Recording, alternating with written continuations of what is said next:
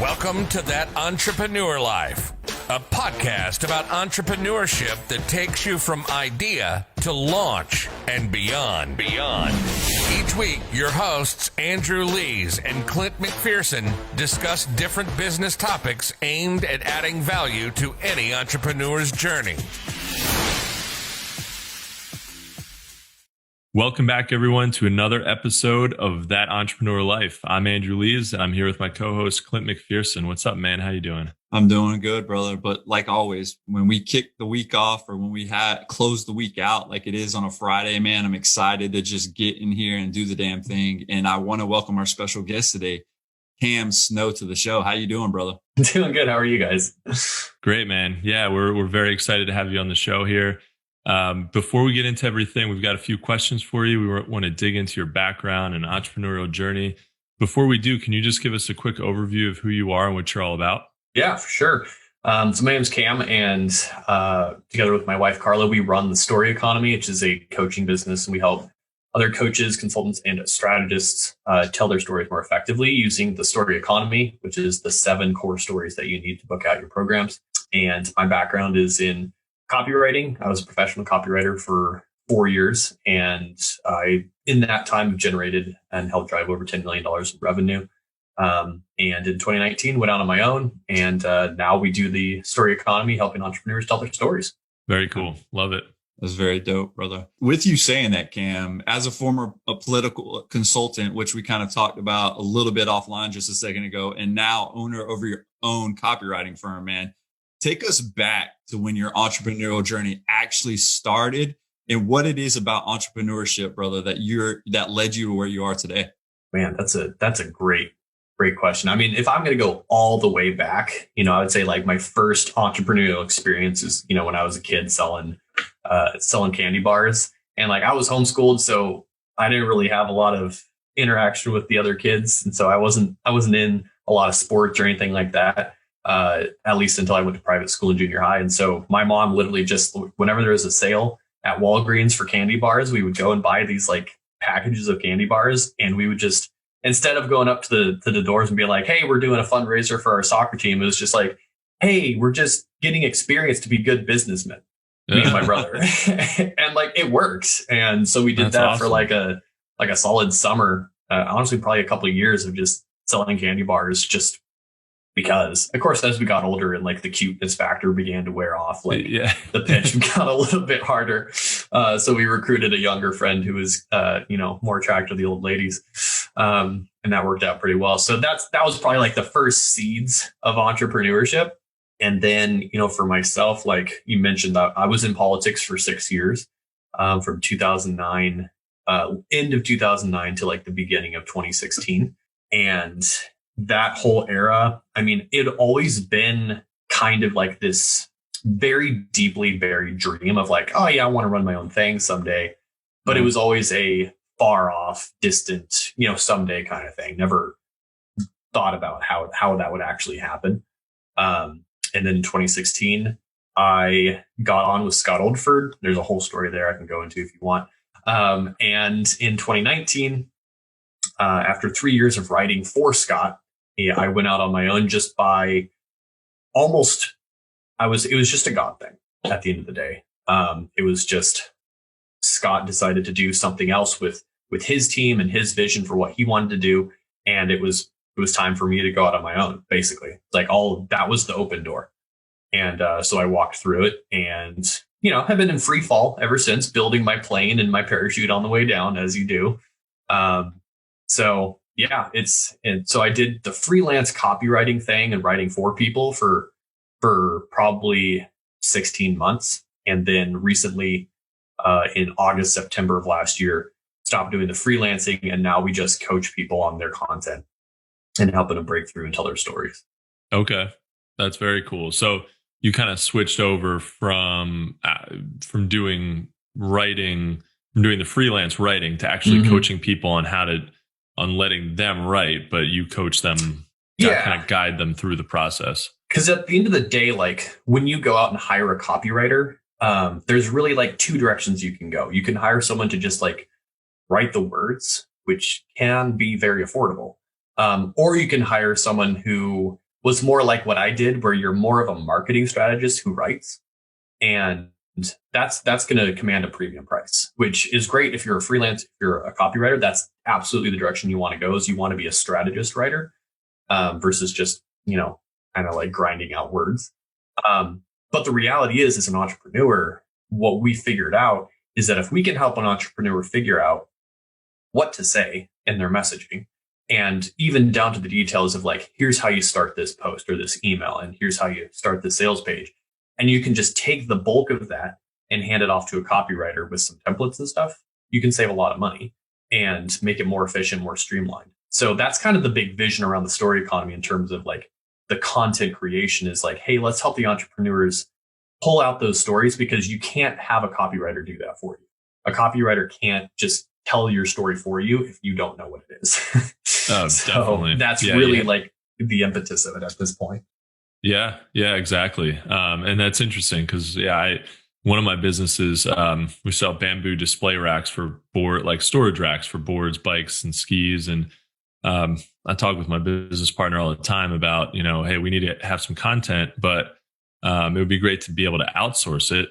But two things is it can be expensive unless you're just paying somebody to grind out words. And just grinding out words isn't going to get our story across, because we know that the best, right? So and I think good copywriting is something that's underrated in marketing today. There's all kinds of stuff about pay per click, and that's great, and that requires copywriting of itself. But really, I think it's underrated, especially when it comes to building organic awareness online. Totally. Can you explain what your 7 stories strategy is, and how does that help businesses connect with their ideal audience? Yeah. For sure. So the story economy came about last August.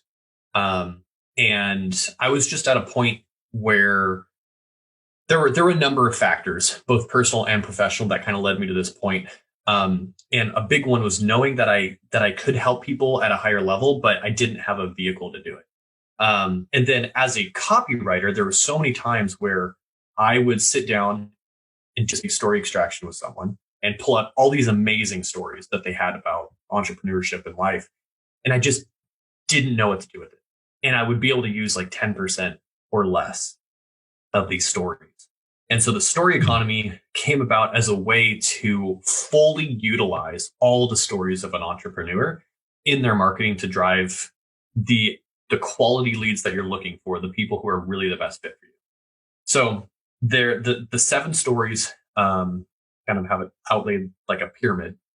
And that first story, kind of like a skyscraper, like you got to build your foundation first before you can build the second story. And so that first story is your personal why story. It's why did you start the business, or why specifically when we're selling an offer, which is what the story economy is all about.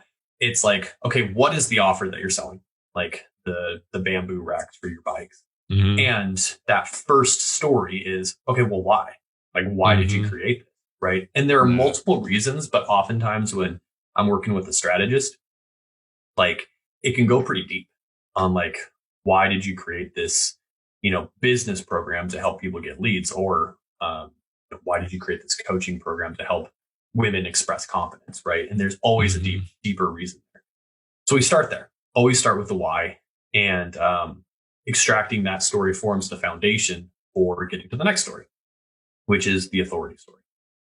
That authority story is answering the question of like, that first story is kind of like, why do you care about this avatar and this problem that you're solving? Yeah. And the authority story is like, okay, well, why are you qualified to solve this problem? How do I know that you can actually solve this problem for me? And it's collecting all the evidence of why the thing works. Then that third story is the standout story, also known as the positioning story, of like, okay, well, cool. I know that you care. I know that you have some proof for why you can fix the problem, but what makes you different? Like you were talking, Andrew, about the bamboo thing. And obviously it's like, well, what's different? Well, it's made of bamboo. That's one thing that we can hone in on why it's different. And there's a whole story around the bamboo. Right. So that's And when you're working with coaches, consultants, strategists, this is just a big one. And oftentimes I find that we can figure out that positioning and the standout part from doing the first two and kind of extracting a lot of the gold and being like, oh, there's this thing that you didn't even realize was really significant. That's actually really significant.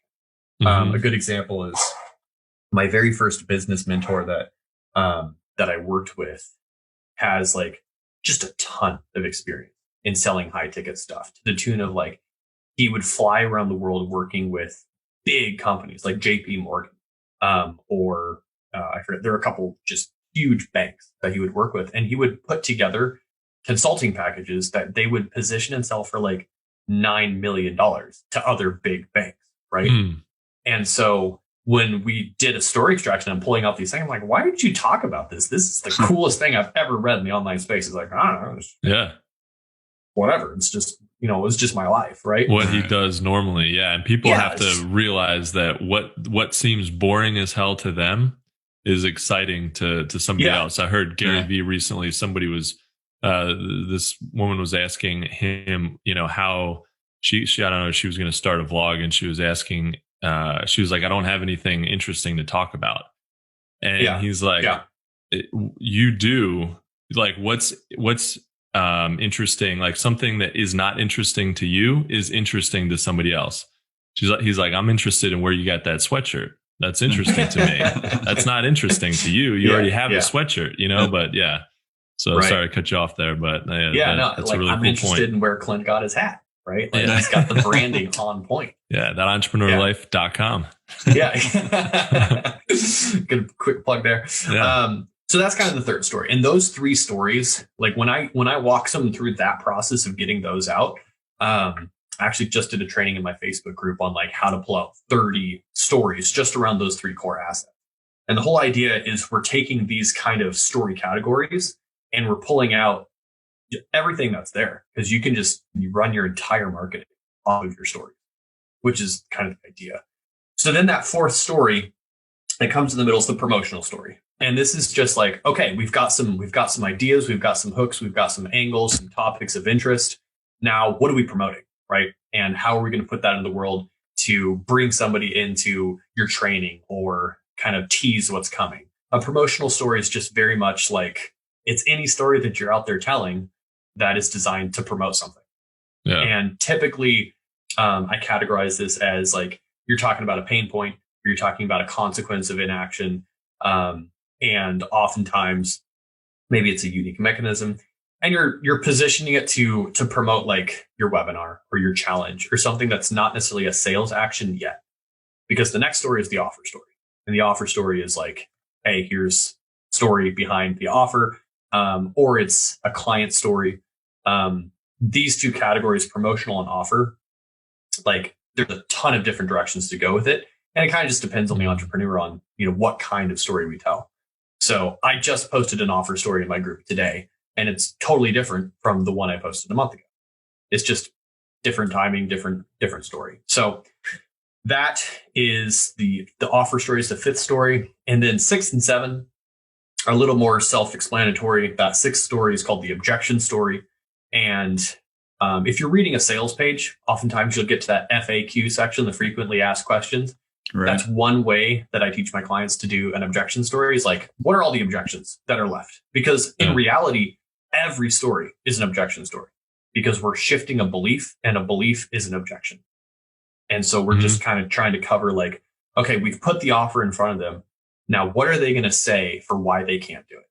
And how are we going to counter that? And are there stories that we can tell? Specifically client stories, testimonials, and things like that are great for objection stories. Yeah, I think that's a really powerful way to poke holes in your idea, to poke holes in your product, your service, and make it a lot stronger. Because if you can easily get around, especially the more information that you put on your website, the less people are going to ask you, so the less they're going to bother you. Not that you're there to serve, right? So not that you mind being bothered, but at some point it becomes, you've got to get that you want to handle that there before the sales conversation. Yeah. It's much more efficient.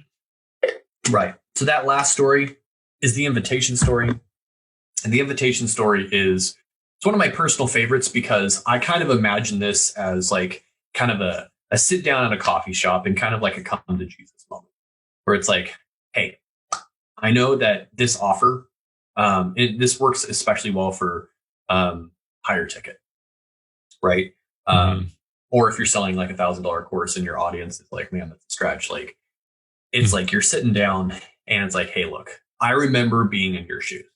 I remember where I was looking at something, at an outcome that I wanted in my life, and the pathway to getting there was scary and uncertain. And I didn't know how I was going to get there, but I made a leap of faith to invest in this thing or take this action or do this thing. And I didn't necessarily know how it was going to work out, but I bet on myself and I did it. And that's my version of the invitation story. And it can also be a missed opportunity story. I posted this one in my Facebook group. When we moved into this house, we went to Lowe's and I was tasked by my wife with getting a washer. And she had a very specific washer that she wanted. And I was supposed to just go and see if they had it in store. And we get there and I find it in the store. It was in the refurbished section and it was marked down like 90%. It was $1,200 washer and it was marked for $300. I was like, awesome. Yeah, this is it. Well, long story short, like they wouldn't let me take it that day because of some paperwork. And I'm like, okay, I'll come back, drop the ball. Somebody else got the washer and I missed out on it.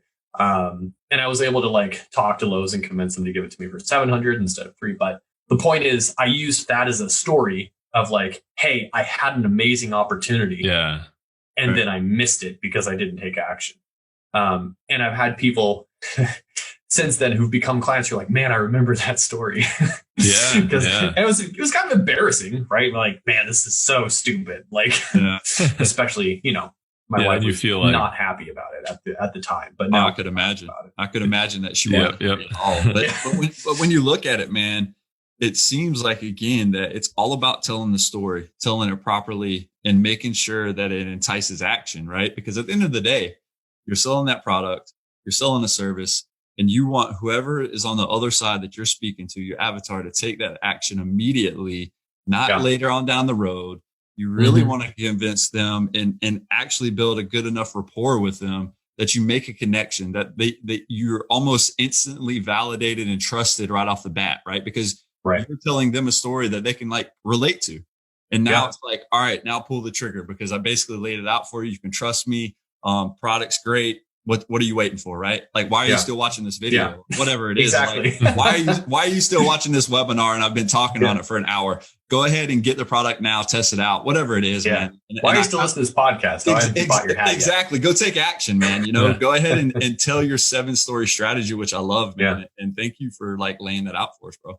Yeah, absolutely. I mean, that's at the end of the day, like in 2021, and this has been true forever, but it's a nice marketing hook to say in 2021. Like trust is what matters. And I do think that it is more relevant now because there's been an explosion in the coaching and online industry with COVID, people coming online. And there's more voices, right? And building trust is so critical to actually like having good, profitable and productive client relationships. Yeah. And there's just too many gurus out there, to use the buzzword, who have kind of they just hawk their products, right? And there's not really much of a connection.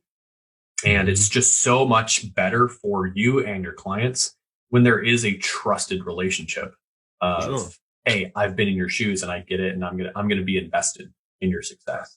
Yeah, it's a long-term. It's a strategy for long-term growth. You'd rather have 1,000 really truly connected, passionate customers or followers than 10,000, right? Because it really is. And that's like, it doesn't seem, everybody's like, I want more likes, I want more followers, I want, more. But really the quality of it is what drives your sustainable long-term growth, and even short-term growth. But man, if you want to stick around and be in business for a long time, if you're building that connection, you're building, a marketing engine, because people who connect with you, people who remember you, are going to then tell that story, tell your story to other people. I mean, we're marketing for other people's products all the time, and other people are cashing in all the time, but you just tapping into that connection piece, like one of my friends, Spencer, I worked with him last year on like my workflow and productivity, because I had a very disorganized brain. Like I was just a mess and I had a hard time focusing on anything. And I went through his program and just like fixed the problem. And I was like, I didn't know that this could be fixed. This is crazy. Like I've been dealing with this like chaotic energy in my mind for, 27 years and kind of like fixed it. And so since then, man, I've been like an evangelist of that, of that program. And like, I'm talking about it right now on this podcast. And I've referred like almost $100,000 of business to him last year, just because I was like, you need this. You have a problem. Here's the solution. Go get it. Yeah. Like when you can tap into that, and you've got the trust, and none of that would work if I didn't trust him. Right. If I didn't have that connection to him. So that is really what we're trying to tap into, is just like showing up, being authentic, all those good, juicy buzzwords that are actually quite true, and driving good business to the people who deserve it. Absolutely. Couldn't agree more, man.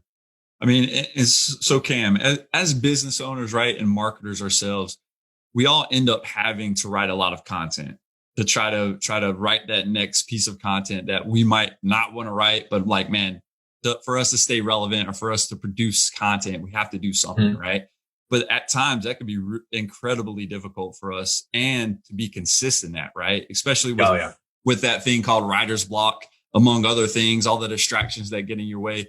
But what advice would you give to, business owners or individuals that are actually doing the writing, whether it's the copywriter or the business owner who's suffering from writer's block, and how do they get unstuck from that, man?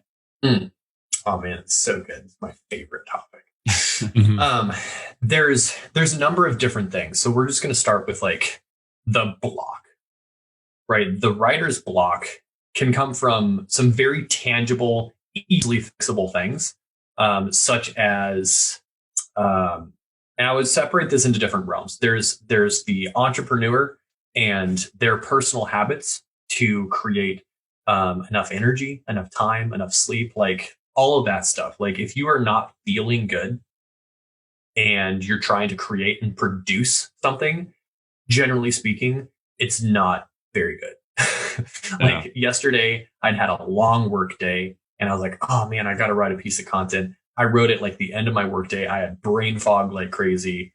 And like, I was just like, you know what, this is not even close to my best work. Like I know I could do better, but I'm just going to post it. All right. So if I want to create my best content, I need to know my natural kind of rhythm. And for me, it tends to be like morning-ish, maybe not immediately. I'm experimenting right now if it's like first thing in the morning or if it's like kind of a mid-morning thing for me.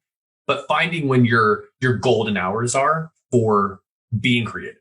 That's really important. Just on the personal side, knowing when you're at your best. On kind of the business and content side, we often make things harder for ourselves than they need. And so if your way of creating content is you've got an hour or 2 hours in the morning, you're like, all right, on your calendar, it says write content. You've already set yourself up for failure, because there's more than one part to creating content. Like, first of all, there's the foundation. Who are you writing to? And what is the intention? What is the outcome of you writing? Like those two things have to be locked in. If you walk into your content writing block and you're still not really clear on who you're writing to, you've already like set yourself up for a little bit of failure there. Cause it's like, who am I talking to? Like, what am I doing? Yeah. And if you don't have a clear outcome for why you're writing, if you're just like, well, I just have to post to post. I just got to be in the newsfeed. Like, that's not a very strong motivation for you to keep going, first of all. And second of all, like, what is the actual business goal that you're trying to hit? Like, visibility. Okay, cool. Yeah. What's the value? Like, there's something to be said for visibility, but that visibility is like in order to do something. Like I want to be visible so that I can ask somebody to take action, like download a lead magnet or buy the thing. So knowing your outcome, knowing who you're writing to, and then that other big area, what am I writing about? So I recommend, and we spend a lot of time on this in our programs, is separating, figuring out what you're going to write about from the actual writing. And there's a whole bunch of different ways that people get content ideas, but having a separate block of like, okay, I'm going to write about this. And here's some, for me, I'll just write out some like opening lines of like, that's how I kind of figure out my topics. And to that end, having a really simple system, and this is where Spencer's workflow system comes in, because I have one spot where I put all my ideas. And if I'm just walking around or I'm driving, I get a ton of ideas when I'm driving. I just like pull out my phone and just put it into my content queue of like, ooh, I just thought of this thing. And so I'm capturing these things all the time. So that when I do go to write, I'm not starting with a blank slate. I already have a list of. Yeah. And then another great thing that I don't do a ton of this right now, but thinking I might, which is using templates. Templates can oftentimes, what I'll do, one little kind of writer's hack that I'll do is if I'm feeling stuck and I'm staring at the blank page and I'm just like, I don't know what to write about. Sometimes what I'll do is I will take a piece of content that I've already written and I'll put it on that blank page so that there's text already on the screen. Yeah. And then I'll like, oh, I'm just going to edit this. And then I start to edit. And I'm like, actually, no, this is something completely different. And then I just start and I write something completely new. But by putting words onto the screen, you're tricking your brain into thinking that you actually already have momentum. Yeah, I think that's very helpful, right? It's just getting started and getting that momentum, feeling like you've already accomplished something. Yep. Yeah. Yep. Definitely. And you're just kind of, if you're having trouble getting started, that's a really simple trick to kind of get some momentum and start writing something. Another thing is just start writing. Like there are times where I look at the page, I'm like, I have no idea what to write. I don't feel good. I don't want to talk today. Yeah. And I'll just write what's in my head and be like, I don't feel good. I want to do something else, blah, blah, blah. And then as I get into that, then I can start accent. Sometimes I take like 10 minutes to just free write, dump what's inside out onto the page, and then I can get into it. That's what it kind of unblocks. Yeah. I love that. Kind of unblocks whatever's in your head that's kind of in the way of the content that you really need to write and helps you to focus. Yeah, that's awesome. And all of that stuff, that's some really practical stuff. There's another category of writer's block, which goes a lot deeper. And that's like, sometimes you go to write something and this comes up all the time with storytelling and the story economy. It's like, cool, I need you to share a story about a time where you were afraid. Right? It's like, I don't want to do that. Right. And there's like a more intense, like physical reaction in your body when at the thought of being vulnerable to a large audience. And that's typically connected to some kind of trauma.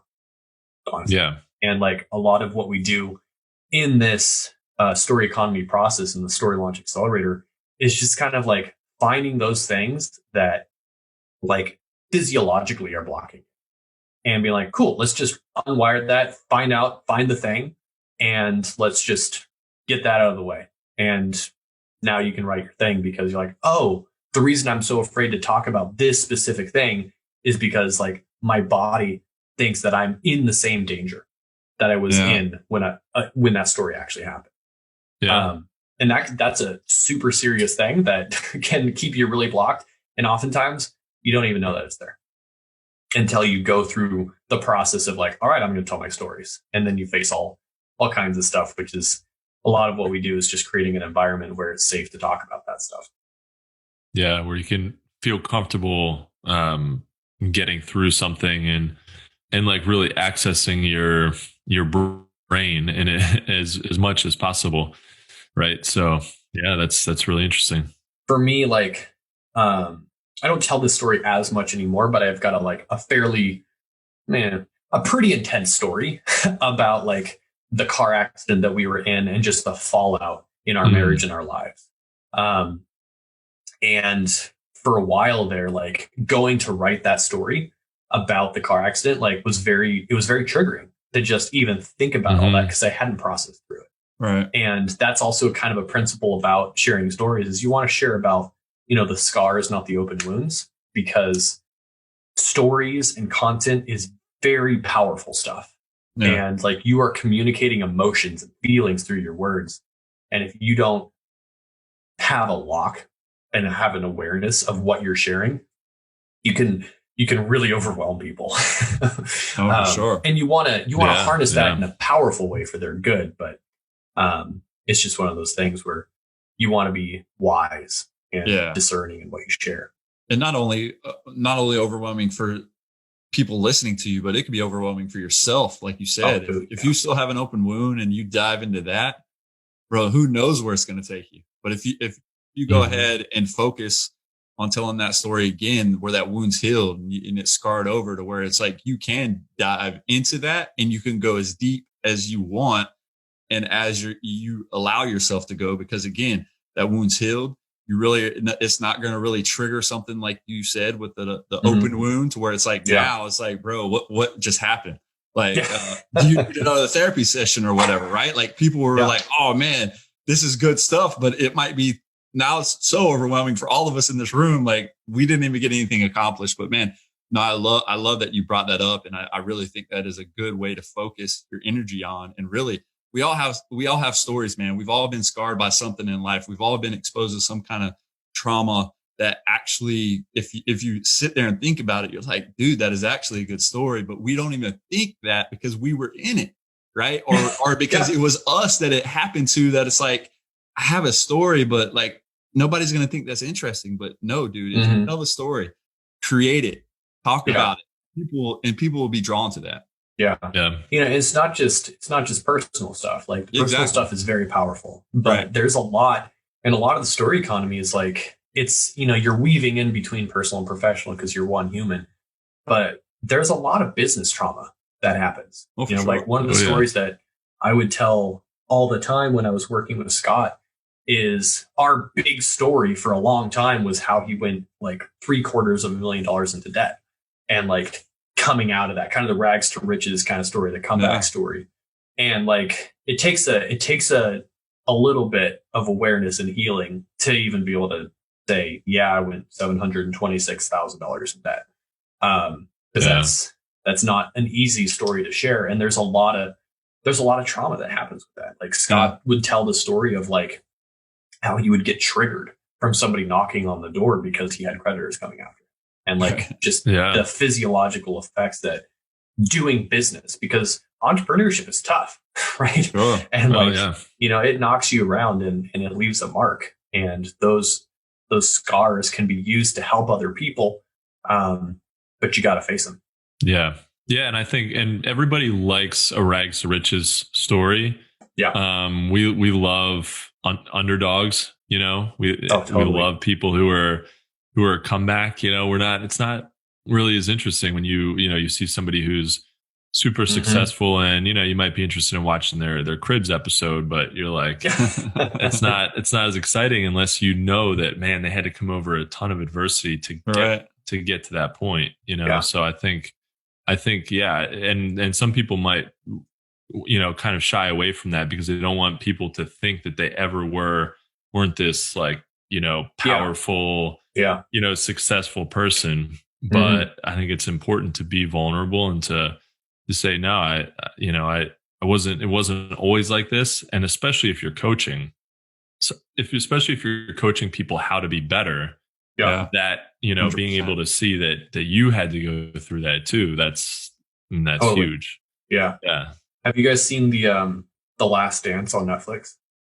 No. It's with Jordan. Yeah, Michael Jordan. It's like 10 episodes. I'm on like episode 3 or something. Yeah, it's awesome. But what I like about it kind of going along with this conversation, is that the way that the story is set up in that kind of first episode is almost casts him and the team as an underdog, even though they were on top. They're like, they just won 5 NBA championships. They're looking at 6, and it just builds up like they had so much success that it was almost like everyone else's scarcity of like, it's not possible for you to do it a 6th time. Right. It was like overwhelming them. And like just the pressure on the team was just so high.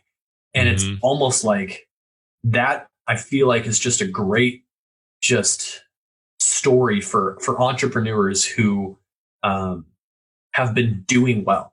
Right. And like there's so many quote unquote successful entrepreneurs who feel the pressure to such an extent that it's almost like you create your own underdog.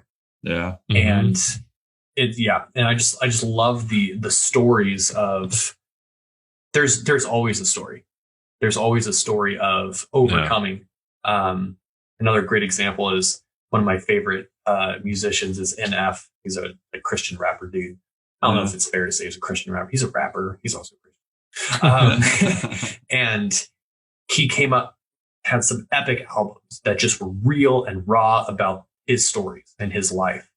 And then he went like super viral. I forget the name of the song, but it's got like 100 million hits.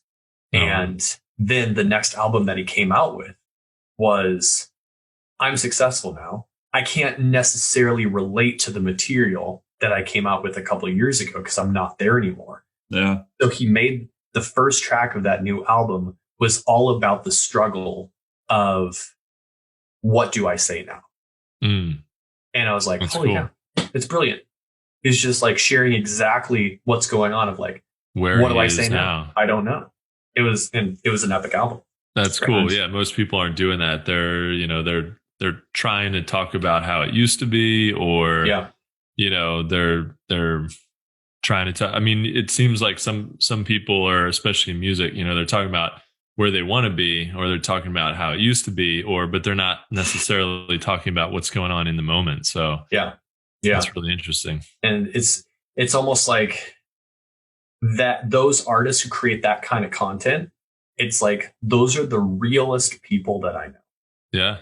I mean, that's cool. And it's cool that they're sharing that message. And so that's, I think, what we all have to remember is that somebody out there is inspired by, like, he might have thought, why am I even writing this down? Why am I, putting this on paper and getting my story out there? But it's like, it's clearly connecting with other people like yourself, So you have to know that there's always people out there. There's always at least somebody out there who's going to connect with your story and relate to it and be benefited by it. So and be talking about it, and you don't even know.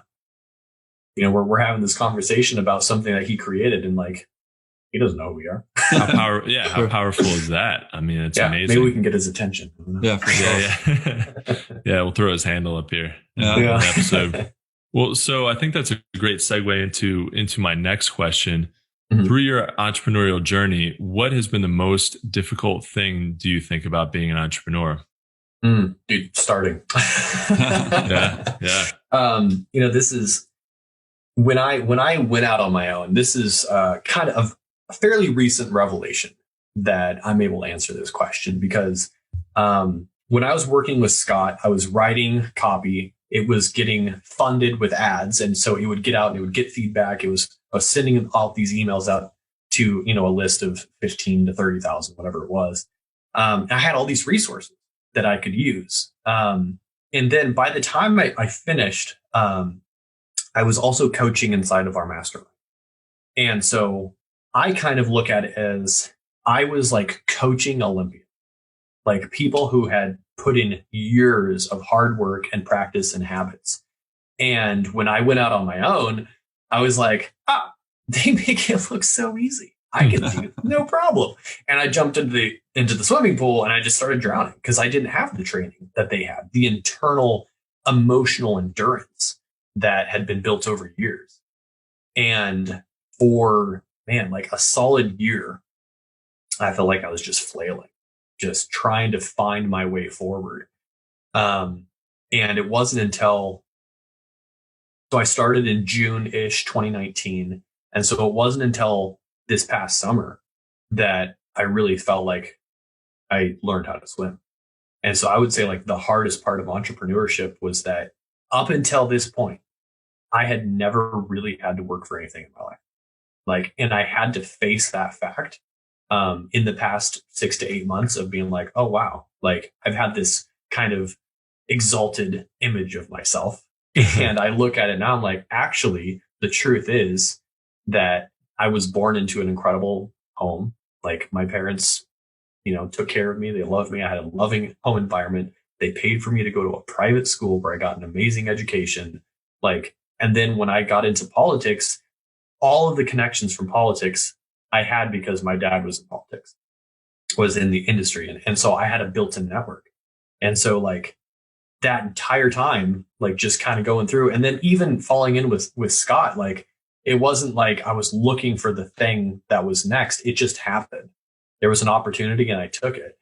And it was almost like until kind of June, July 2019, like really didn't have to work hard for anything. And that was the hardest part of like facing off with my ego and being like, actually, hard work looks a lot different now than what you thought it looked like 5 years ago. Yeah. Yeah. But that's cool to acknowledge and then figure out how to move past, because, you come to a realization that it's like, well, I could kind of go back into whatever I was doing before, but that's not what you kill my soul. You're right. Yeah. That's not what you really wanted to do. Although that would have probably been a lot easier. Yeah. So, I mean, it's awesome that you were able to face that, acknowledge it, and then say, all right, I'm ready to work, work my ass off. Yeah. Yeah. And just really dig in and work like you've never worked before. So I think that's really cool. There's this speech from Matthew McConaughey. And he calls it, I think 13 Rules for Life or something. It's like almost an hour long on YouTube. In fact, I think I only watched half of it, but that's a long, that keeps popping up on my YouTube too, actually. And I might even have it saved to watch later. Cause I'm like, an hour? It's a commitment, I don't know. Yeah, it is a commitment. Yeah. It's good stuff. Okay. So his first rule for life was, and he's given like a commencement address at a college or something. And he said the first rule was life is hard, and don't fall into the trap of thinking that you're a victim and that you're entitled to something else, because you're not. Like life is just hard. As soon as you can accept that and move forward, then like the better. And like that just hit me in such a special way, because that was exactly the conversation I was having with myself at that time. Of like, oh wow, I think I'm actually super entitled. And like just kind of taking this victim mentality of like, it should be easier than this. Yeah. And they say that like 90% of entrepreneurship is mindset, and you can hear that until you're blue in the face. But once you experience that, you're like, oh, wow. Yeah, that's true. It's like, it's 90% what's up here and 10% like massive action. Yeah. And what I think we don't see though is seasoned entrepreneurs make it look easy because they know the struggle's real. They've been there. They've done that to a degree. It might be a different, obstacle that they're facing. But they know at the end of the day, as long as they keep moving forward, man, that things will work out. And as long as they have those positive affirmations, as long as they're actually doing something, because it's more than just positive mindset and having positive affirmations. You have to take action. You have to implement action behind the affirmations, behind your mindset. You just can't say, well, tomorrow I'm going to land this client for $1 million. But what did you do? What did you do leading up to this point that's actually really going to benefit you when you sit down in front of that client, and what really is going to land that person, right? Like, what did everything you've done till today, if you haven't practiced, if you haven't, if you don't, you haven't locked in your pitch, if you don't know what the hell you're even going to say, right? Like that's the wrong answer. It's a lot of pre-work. Exactly. You're not landing that client tomorrow, bro. Yeah. Unless you just fall into it. It's somebody that you know, or somebody that your family knows, and it just falls into your lap. And that does happen. But at the end of the day, man, it like the seasoned entrepreneurs, and I just think the longer I'm an entrepreneur, right, is the more it's like, okay, yeah, this sucks. This roller coaster is going up and down, and it's hard. But man, but I just always find that tomorrow the sun's going to rise, and tomorrow is a new day. even the next minute's a new opportunity for me to crush it and kill it. So as long as you don't stop, as long as you don't throw in the towel, man, you got to take action. But I mean, I love that it is a mindset change, and it is up here. Most of it is there because you have to have positive thinking for you to even be successful. Totally. The crazy thing of what you just said is that we often talk about these as if they're two different things, mindset and then taking action, but they feed each other. Exactly. Because if your affirmation is like, I'm going to show up today and I'm going to post a piece of content every single day. And then you get to Friday and you haven't posted at all. Like, you've just fed your mindset monster, because now your monster can look at you and say like, oh, you said you're going to post every single day. Well, look at this. You haven't done it. Right. And you create an accusation in your own mind of we create these mindset obstacles for ourselves a lot of times by breaking integrity. And as soon as you can recognize that that's what's happening, like, acknowledge, forgive, and renegotiate. Yeah. And that is actually the real process of entrepreneurship and growth. How much grace can you have for yourself, and how much can you adjust and renegotiate and shift? How fast can you shift into doing the next thing? It's not about avoiding the fall. It's how fast you can get back up. Love it. Definitely. Yeah. So, I mean, Cam, as we wrap up this episode, brother, because we've been on nearly almost an hour now, if you could leave our listeners with one piece of advice, man, and you might have already touched on it before briefly, what would it be, man? I think from a holistic business perspective, I truly do think that creating connections and building trust with your audience is the most valuable use of your time as an entrepreneur. And that starts with you, right? Like what we were just talking about with mindset, is building trust with yourself is the most important thing, because you can't transfer that trust if you don't have it for yourself. And then the second step is, as you've built up that trust and you've built up this credibility with yourself, then you can share your story. And then you can create those connections with your audience, using the story economy to really build rapport and a deeper connection with your audience than just hey, I'm a business person and you're a customer. It's a deeper relationship. I think that whole last section that we just talked about around mindset and taking action, I wish not so much that I'd heard that at the beginning of my career, so much as I'd actually implemented it. And I would say, if I could go back to the beginning and make some adjustments, the first thing that I would have done is I would have worked with Spencer on workflow and getting my tasks figured out and my calendar locked in, because all of that being chaotic and having my ideas and my mind so noisy all the time because of the things that I had to do, it just cost me so much when it could have just fixed that problem, not knowing it was a problem that could be fixed, and freed up all of that energy that was spent spinning my wheels in my head and actually taking it and put it into productive action. Love it. Couldn't agree more. Yeah, that's great. Well, guys, I think that's a wrap for this episode. But brother, from the both of us, Cam, we want to thank you for taking the time out of your day and joining us and adding value to what we're doing on our podcast, man. Yeah, absolutely. Really enjoyed this. Yeah, man, it was very cool to have you on the show. Thank you all so much for listening to That Entrepreneur Life. To learn more about what Cam is working on, check out CameronSnow.com. If you like what you heard today, please subscribe to our podcast, and don't forget to download our free ebook at ThatEntrepreneurLife.com.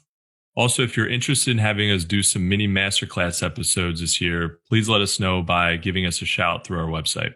Thanks for continuing to support what we do as entrepreneurs, guys. And don't forget to join us next week for another episode of That Entrepreneur Life.